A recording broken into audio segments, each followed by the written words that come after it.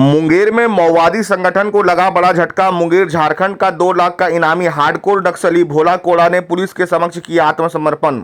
जो पिछले 10 वर्षों से कई नक्सली कांडों में फरार चल रहा था और वह कई पुलिस के साथ मुठभेड़ में अहम भूमिका निभा चुका था।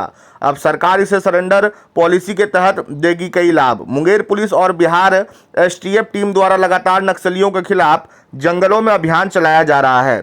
इसी दौरान 5 जुलाई 2025 को भी टीम ने राजासराय के जंगलों में विशेष टीम से नक्सलियों के साथ मुठभेड़ हुआ था, जिसमें नक्सली रात के अंधेरे और घने जंगलों का सहारा लेकर भागने में सफल हो गए थे। लेकिन विशेष टीम की कार्रवाई जारी रही। करमनतरी एवं सवासीन के जंगलों में तीव्रता से संचालित दबिश अभियानों के कारण हार्डकोर नक्सली रोहित कोड़ा उर्फ भोला कोड़ा उर्फ विकास दा ने सरकार के द्वारा उग्रवादियों के आत्मसमर्पण एवं पूर्णवास नीति के तहत पुलिस अधीक्षक के समक्ष आत्मसमर्पण कर दिया। एसपी सैयद इमरान मसूद ने बताया कि भोला कोड़ा मुंगेर जिले के लड़ैयाटांड़ क्षेत्र के पैसरा निवासी मनोज कोड़ा उर्फ बुद्धू कोड़ा का पुत्र है। भोला कोड़ा नक्सली कमांडर परवेश दा उर्फ परवेश दा के दस्ता का प्रमुख सदस्य रहा है।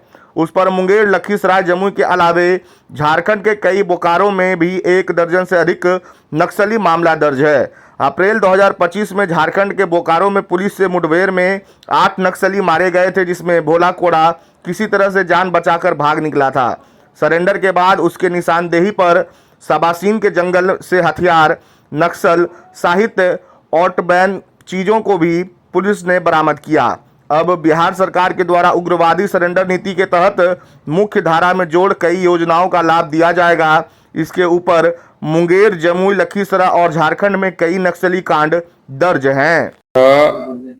मुंगेर जिला अंतर्गत 27/7 को एक सक्रिय नक्सली दस्ते का सदस्य जिसका नाम भोला कोड़ा उर्फ विकास दा उर्फ रोहित कोड़ा, जो कि पैसरा का रहने वाला है, मुंगेर जिला का, ये काफी लंबे समय से सक्रिय सदस्य रहा है नक्सली दस्ते का और कई सारी पुलिस के साथ जो मुठभेड़ हुई है उसका ये सक्रिय हिस्सा रहा है। इसने आज सरेंडर किया है, यहाँ आत्मसमर्पण किया है और इसमें आप लोग जानते हैं कि लगातार एसटीएफ का और अन्य एजेंसियों का लगातार जंगल ऑपरेशन, स्पेशल ऑपरेशन चलाया जाता है, जिसमें निरंतर दबिश बनाई जाती है और उसी का नतीजा ये है कि आज ये सरेंडर किया है। अभी इसी जुलाई में 5 जुलाई को एक बड़ा ऑपरेशन हुआ था राजासराय में। एसटीएफ के द्वारा एक इनामी नक्सली के साथ मुठभेड़ हुआ था, हालांकि उसमें वो बच निकला था, लेकिन उसी का नतीजा है कि उसके बाद जो है प्रेशर बढ़ता रहा और इसने सरेंडर किया है। 21/4/2025 को बोकारो में एक बड़ा नक्सली मुठभेड़ हुआ था पुलिस एजेंसीज के साथ, जिसमें कई नक्सली को ढेर किया गया था, जिसमें कि बड़ा इसमें नाम था अरविंद यादव का और इसमें टुनीलाल कोड़ा था और अन्य सदस्य थे नक्सली गिरोह के, जिनको न्यूट्रलाइज किया गया था एजेंसीज के द्वारा। उसमें भी ये भोला कोड़ा जो है, जो आज सरेंडर किया है, वहां पे मौजूद था। उस अभियान में जो ये नक्सली के विरुद्ध हुआ था उसमें ये नक्सलियों के साथ मौजूद था और आज जब ये सरेंडर किया है तो इसका जो आपराधिक इतिहास है वो मुंगेर जिला में है, जमुई जिला में है, बोकारो में है और लखीसराय में है। करीबन 8 केसेस हम लोगों को इसके मिले हैं। 2021 में एक घटना हुई थी लड़ैयाटांड़ में, जिसमें रोड बनाने वाली एजेंसी को लेवी मांगी गई थी और लेवी मांगने के बाद उस पर हमला भी किया गया था, पुलिस के साथ भी मुठभेड़ हुआ था और कई गाड़ियां भी जलाई गई थी।